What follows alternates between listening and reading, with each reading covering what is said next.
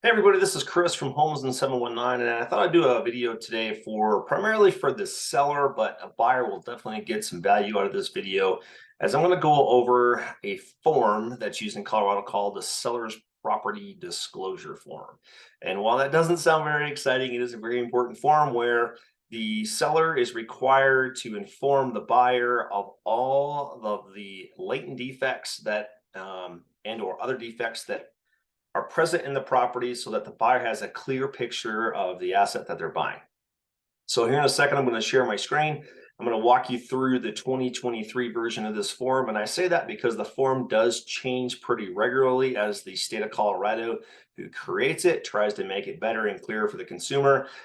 So if it's not 2023, you might check and see if there's a 2024 or whatever year it might be when you're watching this. So let me share my screen here, and we're going to roll through the the current form so that you guys can learn a little thing or two. All right, so here on the screen is the current version of the seller's property disclosure. Let me see if I can make it just a little bit bigger.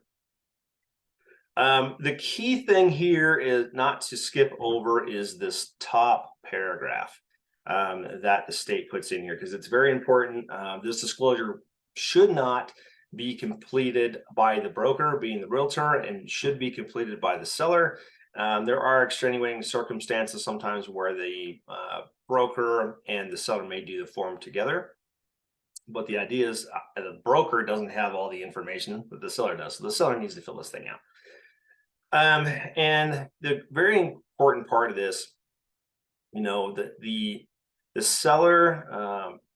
seller states that the information contained in this disclosure is correct to the seller's current actual knowledge as of this date.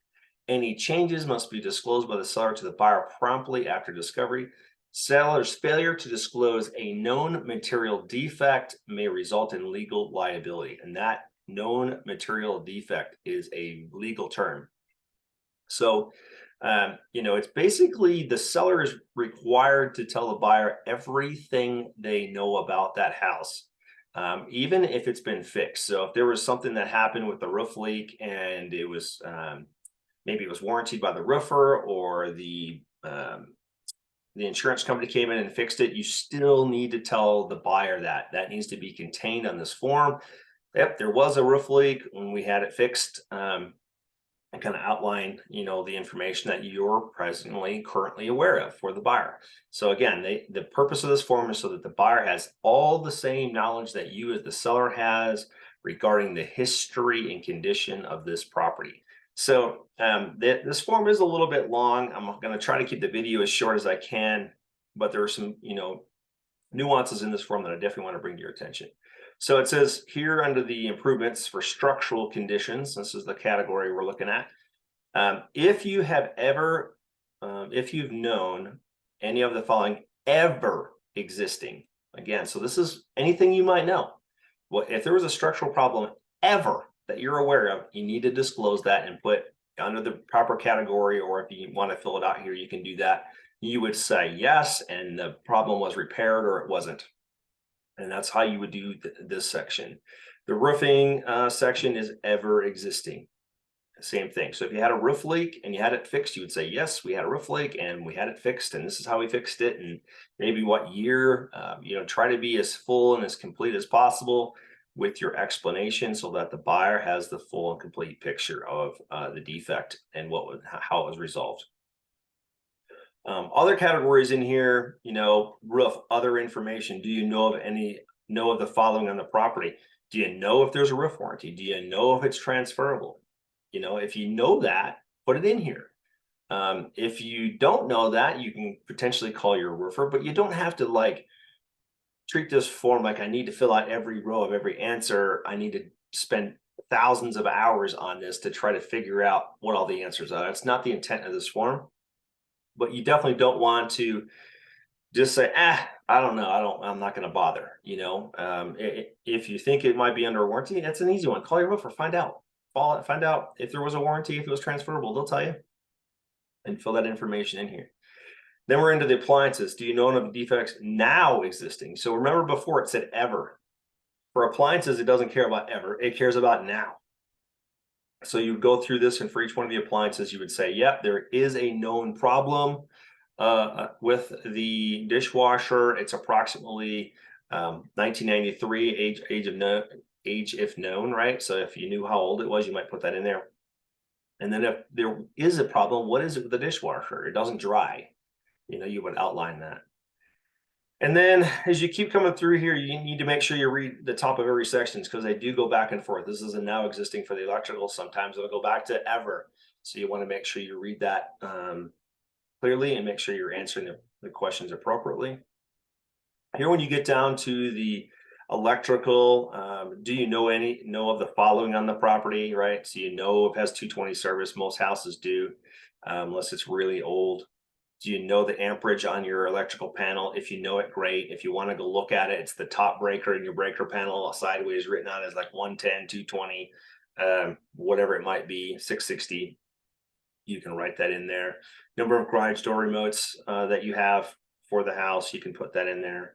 Mechanical, now existing. Ventilation, now existing. For the ventilation here, do you know the following information? Your heating system, is it propane? Is it natural gas? Is it electric? You want to disclose that in here so that the buyer knows, again, what kind of stuff they're getting. And a lot of these are more designed for the rural homes that we have here in Colorado, where you might have fuel tanks, and it might be leased, right? Not the tract homes, but most of the homes we sell are tract homes. So most of them tend to fall in the natural gas category is the fuel, and forced air is the type. And then you might have a fireplace, stuff like that. Water, now existing. Did you ever have a water leak in the kitchen? Did you ever have one downstairs? Did you ever have a toilet leak? That kind of stuff, you need to disclose that stuff. Do you know the following information about your water? Source of water, I usually fill this out for all my sellers, just so they don't have to look it up, because it can be a little daunting to figure out who provides the water from time to time. But so I usually fill this out, and this actually doing so saves another form that we'd have to provide if we didn't put it in here. So you as the seller, just make sure that it's accurate to if I pre-filled this out, make sure it's accurate to your knowledge and let me know if it's not. Sewer, now existing. Is there any problems with the sewer that you're currently aware of? I would say, even on this one, if there was ever an issue with the sewer, put it in here. Again, make sure the buyer knows everything you know. Don't have it come back and bite you in the butt in a court case because you didn't tell the buyer. Now is the time for them to know that. And if they don't want to buy the house, now is the time for them to cancel. We can get the house back on the market. Sewer, the same thing. Some information if you had a sewer system, where it comes from. Is it a public one, community septic system, whatever it might be. Flooding damage, ever existing. See, there's an example where it rolls back to ever. Drainage ponds, if you happen to have one, now we're back to now existing for improvements. Ever existing for zoning.